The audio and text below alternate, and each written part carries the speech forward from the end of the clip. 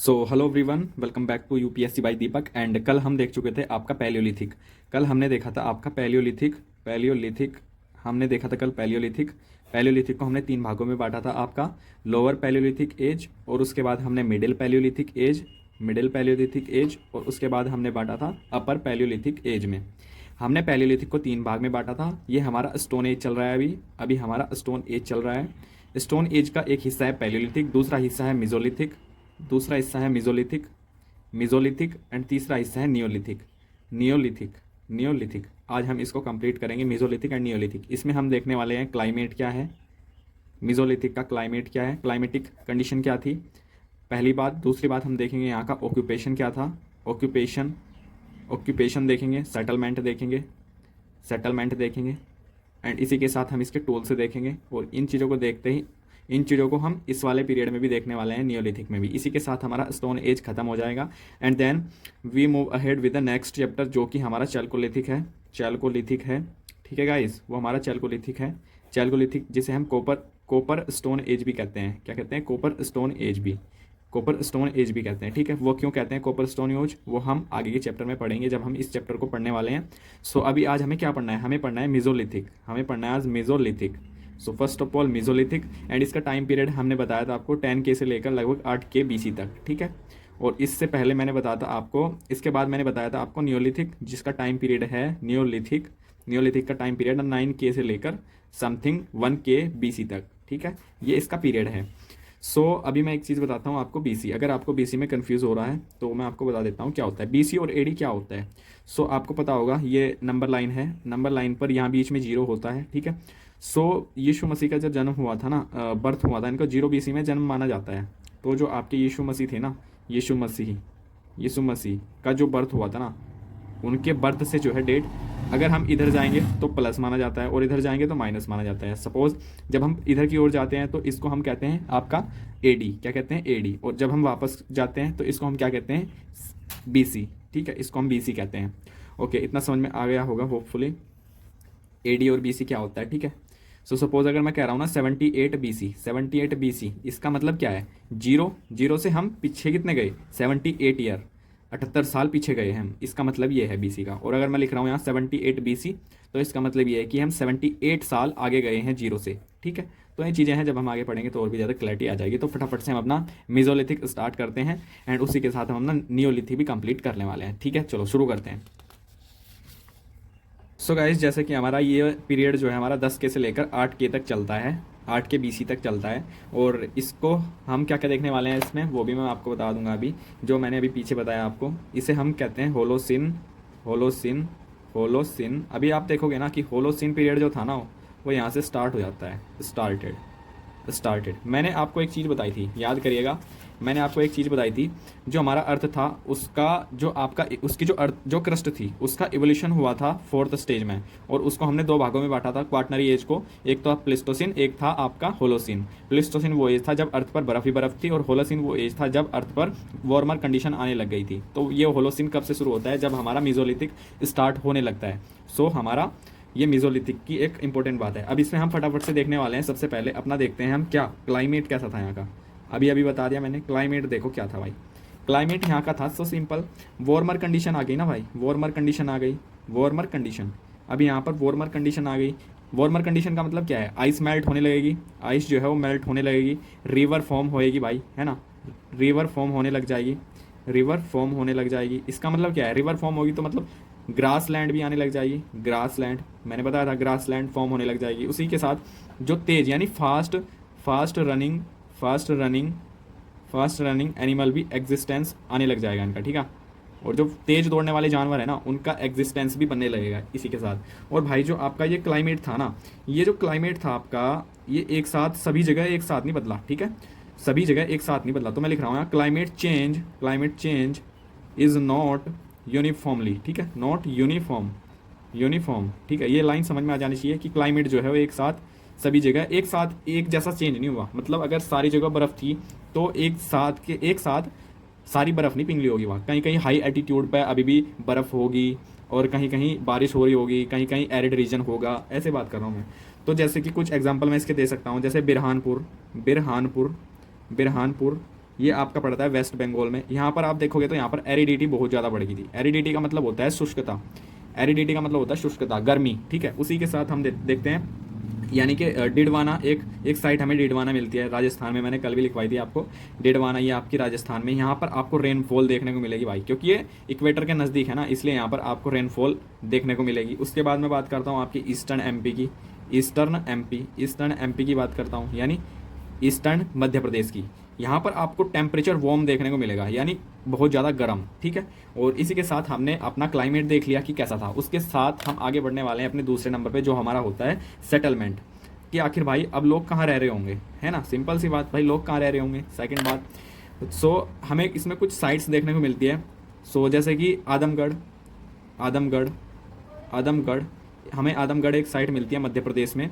और इसी के साथ एक बागोर साइट मिलती है हमें राजस्थान में बागोर साइट मिलती है हमें। यहाँ से ना एविडेंस मिलते हैं, अर्लीस्ट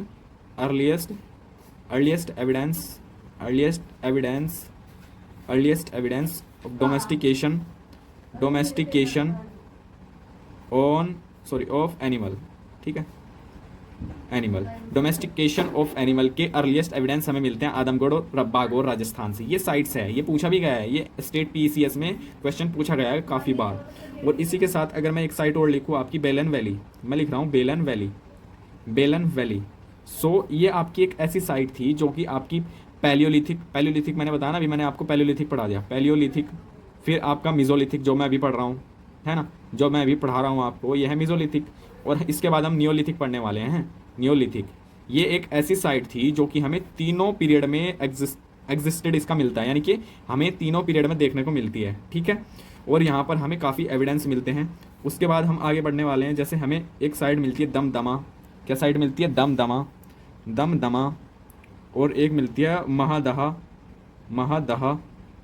ये दोनों साइट है ना, ये ऐसी साइट है जहाँ से हमें देखने को मिलती है बरियल प्रैक्टिस, बरियल्स हमें जहाँ से देखने को मिलते हैं, सॉरी बरियल प्रैक्टिस नहीं, जहाँ से हमें बरियल्स यानी कि जो आपके हड्डी वगैरह होती नहीं, हड्डी कंकाल, वो हमें देखने को मिलते हैं यहाँ से। उसके बाद एक साइट है, इंपॉर्टेंट है, लिख लीजिएगा, लोतेश्वर एंड रतनपुर, लिखिएगा लोतेश्वर एंड रतनपुर। यहाँ से हमें मिला है कैटल, भाई साहब बिल्ली, कैटल डोमेस्टिकेशन, यहाँ से मिला हमें कैटल डोमेस्टिकेशन। और भाई साहब हमें मिला है मिर्ज़ापुर से, एक साइट लिखिएगा मिर्ज़ापुर से हमें पोट्री के एविडेंस मिले हैं, किसके, पोट्री के। और अभी पीरियड के टूल आखिर क्या होंगे, तो नंबर 3 पर मैं डाल देता हूँ टूल्स। तो आखिर में टूल्स कैसे यूज कर रहे होंगे भाई, सिंपल सी बात है, कुछ ना कुछ टूल्स यूज कर रहे होंगे, पहले से बढ़िया टूल्स यूज कर रहे होंगे। तो अब वो टूल जो यूज कर रहे हैं ना, वो है आपके माइक्रोलिथ यानी कि माइक्रोलिथिक टूल्स में यूज कर रहे हैं, जो कि काफ़ी टाइनी है भाई। टाइनी मतलब वो बहुत ज़्यादा तनाव वाले टूल हैं इनके, मतलब कि वो एकदम मुड़ जाते हैं, एकदम पतले हैं। और हमें कुछ जो है टूल मिले हैं ना, माइक्रोलिथिक टूल, बहुत ही सूक्ष्म जो टूल मिले हैं हमें, ये एक तो ज्योमेट्रिकल फॉर्म में मिले हैं हमें, geometrical and non geometrical form में मिले हैं, ठीक है, नॉन ज्योमेट्रिकल फॉर्म में मिले हैं। मतलब ये ज्योमेट्रिकल का मतलब होता है ट्राइंगल शेप हो गया, रेक्टेंगल हो गया, इस फॉर्म में। और नॉन ज्योमेट्रिकल कुछ भी शेप हो सकती है, कुछ भी वटएवर, कुछ भी शेप। तो इस टाइप के हमें माइक्रोलिथिक टूल मिले हैं जो कि टाइनी थे काफ़ी ज़्यादा। और ये इंपॉर्टेंट है, माइक्रोलिथिक टूल यूज कर रहे थे मिजोलिथिक पीरियड में। तो टूल्स हमने देख लिया। इसके साथ भाई मिजोलिथिक का अब हम देखने वाले हैं आपका, इसका मिजोलिथिक का ऑक्यूपेशन क्या था, आखिर ऑक्यूपेशन क्या था भाई, इनका ऑक्यूपेशन था क्या। सो इनका ऑक्यूपेशन था हंटिंग एंड फूड गैदरिंग। क्या था, हंटिंग एंड फूड गैदरिंग। भाई अब भी वही कर रहे होंगे, ठीक है। और एक्स्ट्रा क्या कर रहे होंगे, फिशिंग कर रहे होंगे, ये मैंने आपको बता दिया अब, ठीक है। फिशिंग कर रहे होंगे, एनिमल डोमेस्टिकेशन कर रहे होंगे, सिंपल, एनिमल डोमेस्टिकेशन कर रहे होंगे, सिंपल, इतनी चीज़ कर रहे होंगे ऑक्यूपेशन में। और इसी के साथ हमारा खत्म हो जाता है मेसोलिथिक। एक इंपॉर्टेंट फैक्ट लिखिएगा कि जो आपका भीमबेटका है ना, एक साइट है Bhimbetka caves paintings mesolithic period में हमें भीमबेटका की जो केव्स है ना, वहाँ से बहुत सारी पेंटिंग मिली है। मैंने बताया था 500 प्लस पेंटेड रॉक शेल्टर मिले हैं हमें वहाँ से, पेंटेड रॉक शेल्टर, ये हमें वहाँ से मिले हैं, शेल्टर यहाँ वहाँ से हमें मिले हैं। और ये पूछा भी जाता है, बहुत ज़्यादा इंपॉर्टेंट है फैक्ट। भीमबेटका केव्स पेंटिंग्स वहाँ से जो हमें मिली हैं वो बहुत ज़्यादा थी, जैसे 500 थी अक्रॉस, ठीक है। तो अब हम बढ़ने वाले हैं अपने नियोलिथिक पीरियड की ओर, चलिए। तो गाइज अब हम नियोलिथिक को अपना देखने वाले हैं। नियोलिथिक इसका पीरियड 9K से लेकर 1K तक चलता है, ठीक है। सो नियोलिथिक एज हम पढ़ने वाले हैं और इसमें क्या क्या था क्या क्या नहीं, सेटलमेंट वगैरह, ऑक्यूपेशन, क्लाइमेट, हम सारी चीज़ें देखने वाले हैं। सो इंडियन सब कॉन्टिनेंट की अगर मैं बात करूँ, इंडियन सब कॉन्टिनेंट का मतलब समझते हो, इंडिया के जो नियर कंट्रीज़ हैं ना, इंडिया के जो नियर कंट्रीज़ हैं, कंट्रीज़ जो हैं उनको हम मिला के इंडिया के साथ इंडियन सब कॉन्टिनेंट कहते हैं। यहाँ से हमें एक साइट मिली, फर्स्ट साइट मिली थी हमें मेहरगढ़, जिसके आधार पर हम नियोलिथिक एज को पढ़ते हैं। मेहरगढ़ ये फर्स्ट साइट मिली थी हमें इंडियन सब कॉन्टिनेंट के कॉन्टेक्स्ट में, ठीक है। पहली साइट मिली थी मेहरगढ़, ये आपकी बलूचिस्तान में लाई करती है। कहाँ?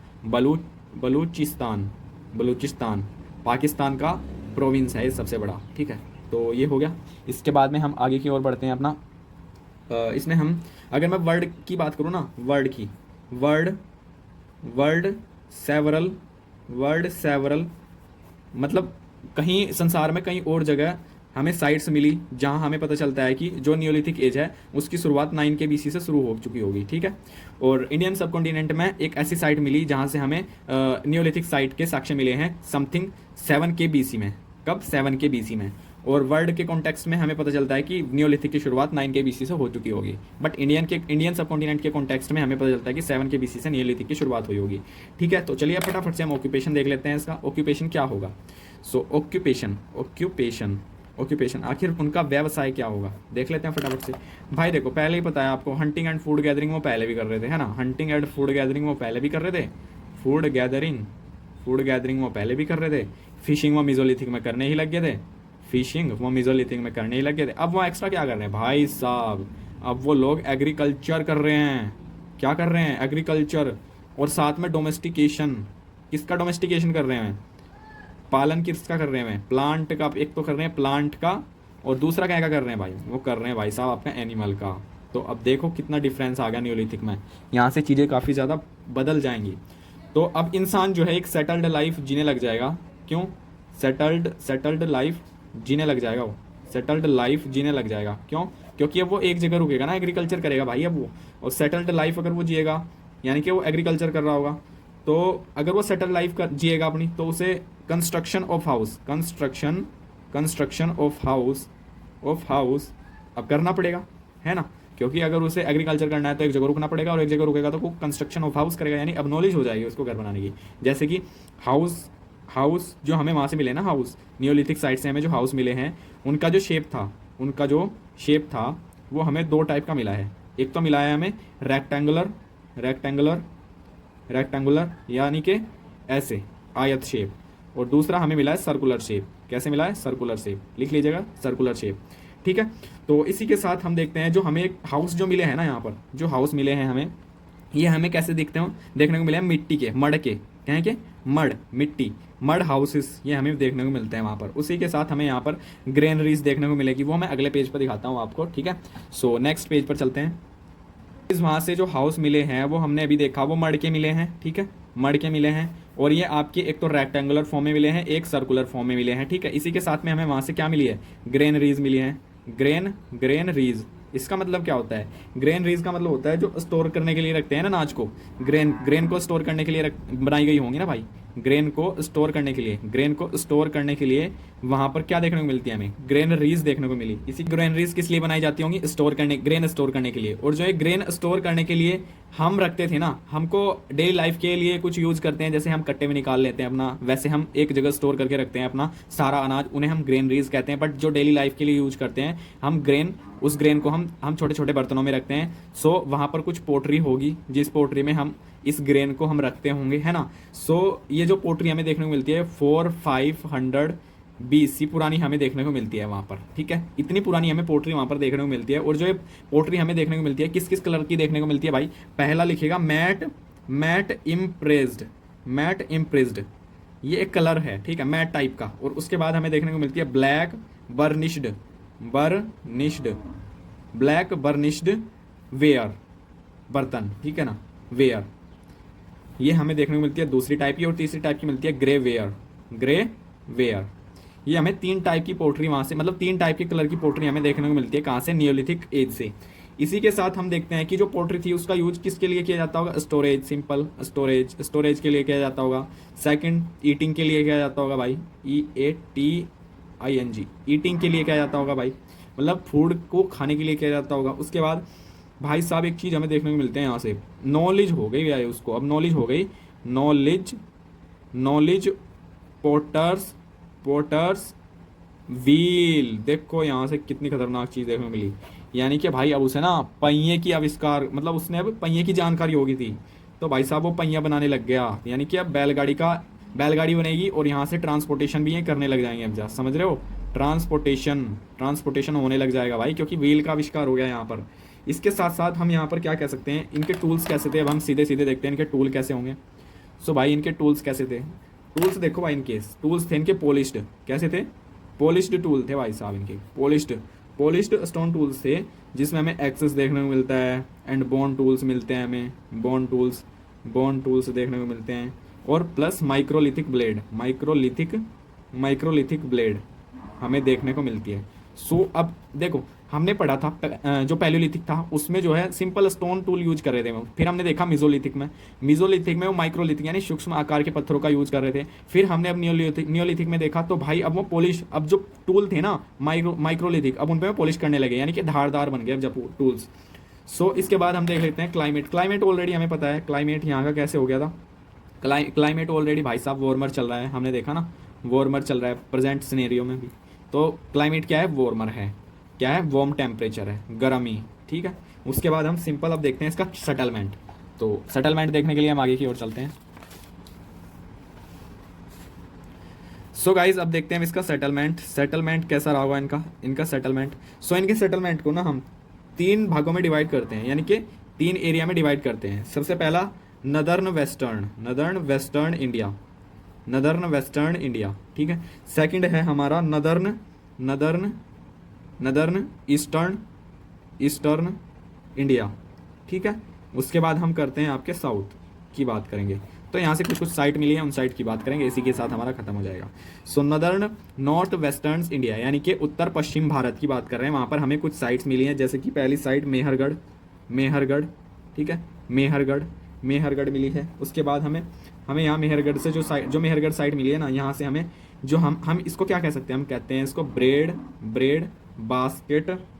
एंड बास्केट ऑफ बलूचिस्तान, जो बलूचिस्तान प्रोविंस है ना पाकिस्तान का, उसके लिए ब्रेड बास्केट है, यानी कि वहाँ पर गेहूँ और जो बहुत ज़्यादा मात्रा में क्या होता है, उपज होती है उसकी। इसके बाद जो है मेहरगढ़ के बाद हम आते हैं गुफ कराल, एक साइट है गुफ कराल, यहाँ से हमें मिले हैं केव ऑफ पोटर, जो यहाँ से गुफाएं हैं ना, वहाँ से हमें कुछ बर्तन मिले हैं, ठीक है। उसके बाद हम बात करते हैं बुर्जा होम, ये आपका जम्मू एंड कश्मीर में लाई करता है, एंड यहाँ से हमें जो साक्ष्य मिले हैं वो मिले हैं प्लेस ऑफ बर्च के, किसके? प्लेस ऑफ बर्च के, यानी कि दफनाने के साक्ष्य, बर्च का मतलब दफनाने के साक्ष्य मिले हैं। उसके बाद मैं बात करता हूँ आपकी एक साइट मिली है आपकी कोल्डी हवा भाई, कोल्डी हवा से ना राइस के साक्ष्य मिले हैं, कैसे? राइस के साक्ष्य। इसी के साथ हम बढ़ते हैं आपके नदर्न इंडिया पे, यहाँ से हमें कुछ साइट मिले हैं, जैसे कि पहली साइट हमें मिलती है असम, ठीक है। एंड सेकंड साइट जो है हमें मिलती है गारो हिल्स, मेघालय में पड़ी होगी आपने गारो हिल्स। एंड इसी के साथ चिरांद एक साइट मिलती है, चिरांद एक साइट मिलती है, और चिरांद में हमें बोन टूल देखने को मिलते हैं, हमें बोन टूल। और हमने एक साइट मिली है आपको एक साइट मिली है चौपानी मांडो, एक साइट मिली है चौपानी मांडो। उसके बाद साउथ की बात करते हैं, तो यहाँ से हमें मिली है पिकली हल, एक साइट मिली है पिकली हल, एक साइट मिली है हमें पिकली हल। दूसरी साइट मिली है संगन कल्लू, देखिए क्या क्या साइट मिली है, संगन कल्लू। इसके बाद हल्लूर, क्या मिली है? हल्लूर। उसके बाद अगली साइट क्या मिली है? मास्की। और भाई ये जितनी साइट मिली है ना आपको, ये सारी साइट आपकी लाई करती है कर्नाटका में, कहाँ करती है? कर्नाटका में लाई करती है। एंड उसके बाद हमें साइट मिलती है एक उतनूर एंड कुपगल, NCERT में लिखी हुई है सारी की सारी, इसलिए मैं लिख रहा हूँ, वरना इनकी कोई नीड नहीं थी अभी लिखने की। इसके बाद भाई ये आपका हमने ऑलरेडी सारी चीज़ें कवर कर ली हैं इसमें। ये था आपका नियोलिथिक का सेटलमेंट और यहाँ तक आपका हमने कंप्लीट कर लिया है। अब देखो हमने एक टाइमलाइन पढ़ी थी, ठीक है, सिलेबस में हमने पढ़ा था सबसे पहले पैलियोलिथिक। मैं क्लियर करा देता हूँ सारी चीज़। पैलियोलिथिक, ठीक है, पैलियोलिथिक के बाद आता है आपका मेसोलिथिक, मेसोलिथिक, मेसोलिथिक के बाद आता है आपका नियोलिथिक। क्या आता है? नियोलिथिक, ठीक है, पैलियोलिथिक। और ये टोटल आपका कहलाता है क्या? Stone age. क्या कहलाता है? स्टोन एज, क्योंकि अभी भी आदमी जो है वो पत्थर के औजारों का ही यूज़ कर रहा है, इसलिए इसको अभी हम स्टोन एज कह रहे हैं। Palaeolithic, Mesolithic, Neolithic. पैलियोलिथिक को 3 भागों में बांटा था, lower palaeolithic age, middle palaeolithic age, middle palaeolithic age और उसके बाद अपर पैलियोलिथिक एज। इतने भागों में डिवाइड करा हमने पैलियोलिथिक को। फिर मेसोलिथिक का हमने देखा वहाँ का क्लाइमेट क्या था, ऑक्यूपेशन क्या था, सेटलमेंट क्या था, अदर चीज़ें, ठीक है। उसके बाद नियोलिथिक भी हमने आज कंप्लीट करा।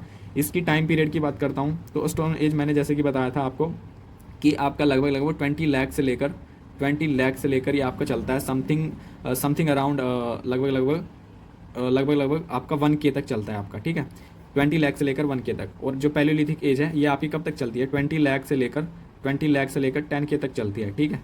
और उसके बाद मेसोलिथिक 10K से लेकर आपकी 8K तक चलती है, यानी BC तक, यानी इतने हज़ार साल BC। इसके बाद नियोलिथिक, नियोलिथिक पीरियड आपका 9K यानी 9000 से शुरू होकर आपका 1000 BC तक चलता है, ठीक है। ये इसके पीरियड की बात कर ली हमने। इसके बाद अब हम अपने आगे की पोर्शन की ओर बढ़ेंगे जो कि हमारा कल का टॉपिक रहेगा, जिसमें हम पढ़ने वाले हैं आपका क्या? Chalcolithic culture. क्या पढ़ने वाले हैं हम? Chalcolithic culture. उसमें हम चैल्कोलिथिक कल्चर पढ़ेंगे और चैल्कोलिथिक कल्चर हमारा शुरू होता है समथिंग चैल्कोलिथिक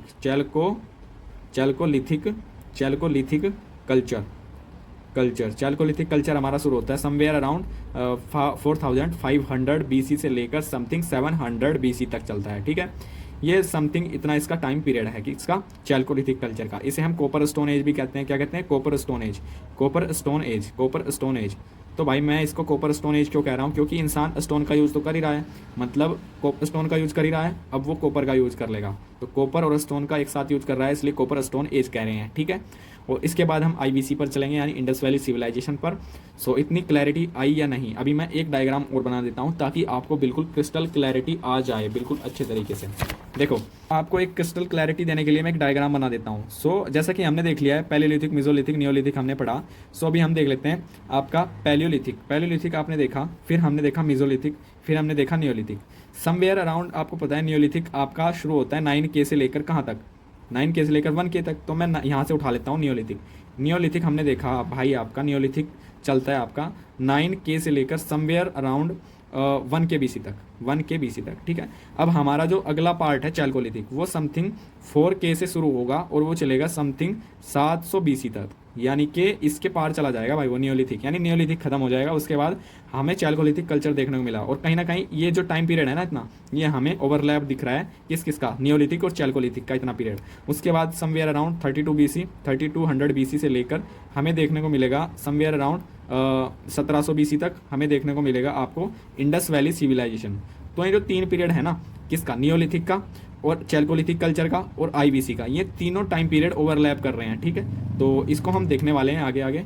इतना बताइए, इतना समझ में आया है नहीं? नियोलिथिक 9000 से 1000 तक, फिर चैल्कोलिथिक 4000 से लेकर 700 BC तक चलेगा, और फिर इंडस वैली सिविलाइजेशन लगभग 3200 से शुरू हो जाएगा और समवेयर अराउंड आपका 1700 BC तक चलेगा। इस तरीके से हम अपना IBC कंप्लीट करेंगे एंड देन उसके बाद हम वैदिक कल्चर की ओर बढ़ जाएंगे अपने आगे, ठीक है।